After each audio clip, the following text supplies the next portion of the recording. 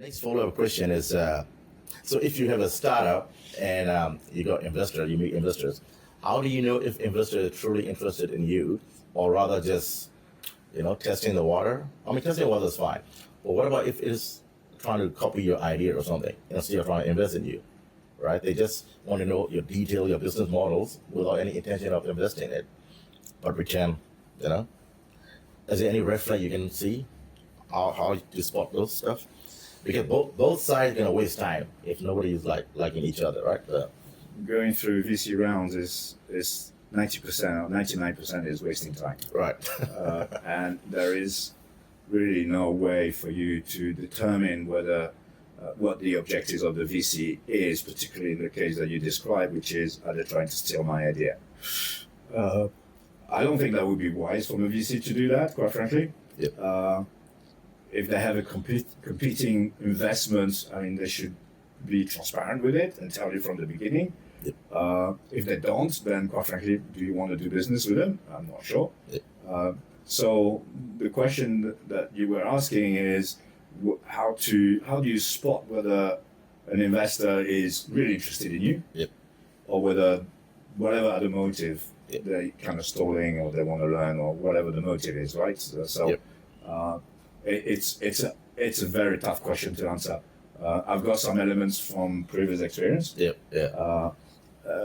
So when going through rounds, there are signs that, in from my perspective, Yep. will tend to signal a positive interest from an investor, right? So we'll start with they tend to ask, those who are interested tend to ask specifics. So they will ask you about your metrics, what your customer base is going to be. So they want to know how you're going to get there in detail. They want to see what's your plan, your operational plan, what's your sales plan, how you're going to get leads. So they're very specific to see whether you've done your homework and whether that plan actually has got legs, right? So I think that's positive. When they quiz you and they challenge you on some assumption, I think that's positive feedback to me. I think that's one point. The second point is when an investor will show some level of urgency through the process. So they're not laid back completely. They say, okay, come back to us when you're ready.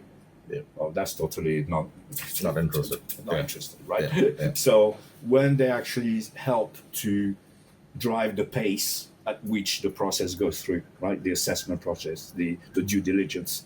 And if they help that, they say they propose dates, for instance. Yep. Say for the next meeting in 2 weeks' time, same place, same time, we'll redo and we'll review what you've done in between, right? Yep. So that's positive. To me, that's positive. When an investor number 3, starts sharing their own networks, right, or their own knowledge, or their own experience, is positive to me, right? Because they don't have to do that. Yep. It also shows that they're willing to help you along the way, right? So that would be a third one where I see like positive sort of impact into the actual process. They ask you about due diligence process. What have you done? So they ask you for your data, your data bank. They're asking you for the cap table. How's that all structured?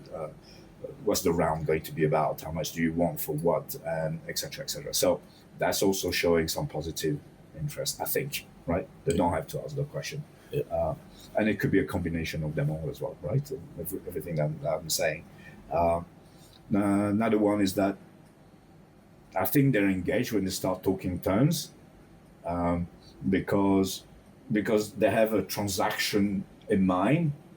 And when you get to a point of a transaction, doesn't mean you're going to have that transaction, right? Yep. But you already took them on the validity of your product, the market fit, the marketing is okay, the operation is going to stand, you're scalable, you can make money. I mean, all those questions kind of started to be answered, and then they start thinking, okay, transaction, right? So to me, that's also a positive sign. From a negative feedback, as in this guy has stolen, whatever the reason, whether they studied you right, okay. So kind of red flag. So I think it's when they ask you vague questions as opposed to being very specific on are you going to reach that revenue with that level of cost with that kind of customers, right? Yeah. That's very specific. Yeah. But vague questions where there's no real going deep into the details, right? I think that's like brushing you aside. Yeah. Number two, very suspicious of people or investors that praise you forever. Your product is so great, Right. but there's no substance behind it. Right. Right. So that's a brush off as well, as far as I'm concerned. Yeah. They keep delaying, right? They're not pushing again fast in the process. Yeah. They- What would be like the maximum limit a startup should wait the investor to say, okay, now this is write off? How long a startup should wait until get rid of a like Yeah, so- stop the so- discussion?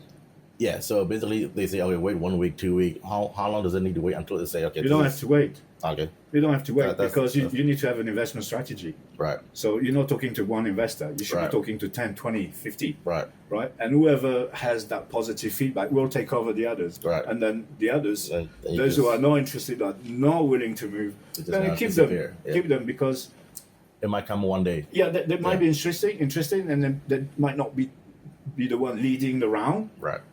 They might be wanting to follow you, Right. check you out. Yep. Yep. Maybe they want to see what you're going to do with the current client, how you're going to cut your first client, or if it's like B2B, for instance. Yep. So maybe they're just watching you, but they're not ready right now. Yeah. So Yeah. keep good relationship with them, Of course. Yeah. update them, sort of through maybe a newsletter or something, right? Yeah. Regular Yeah. communication, keep them under your wing, but naturally the time selection will tell you, okay, these guys are really interesting, so let's pause a little bit the others, Yeah. let's nurture them, Yeah. but let's follow this one, right?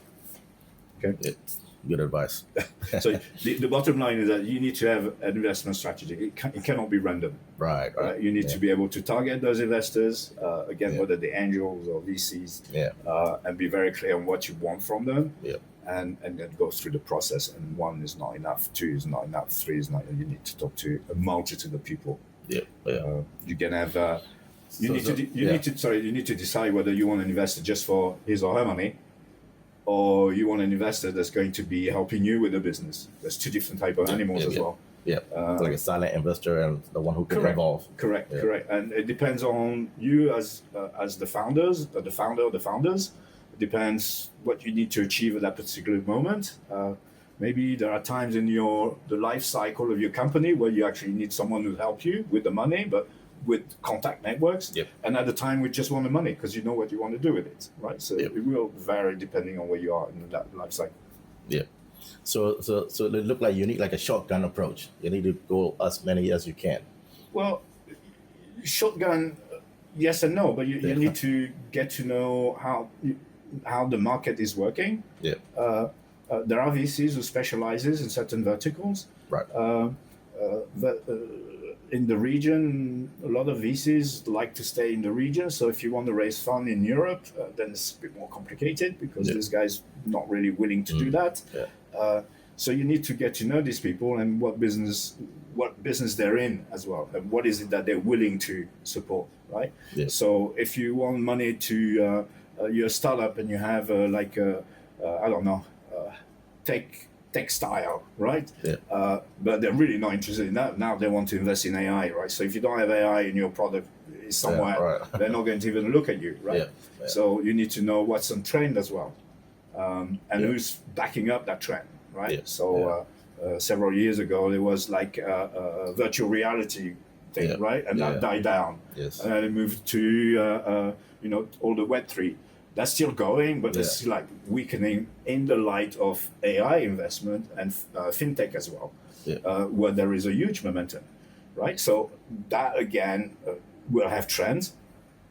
Clever VCs will also look at those trends Yeah. Yeah. to optimize their investment. Yes. And if you're not in that trend, then you could be knocking on millions of doors and still getting nothing out of it because you're not on target with the Yeah. trend, right? Yeah. Yeah.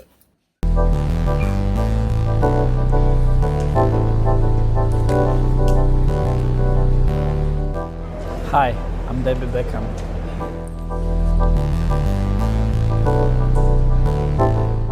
from Auckland, New Zealand.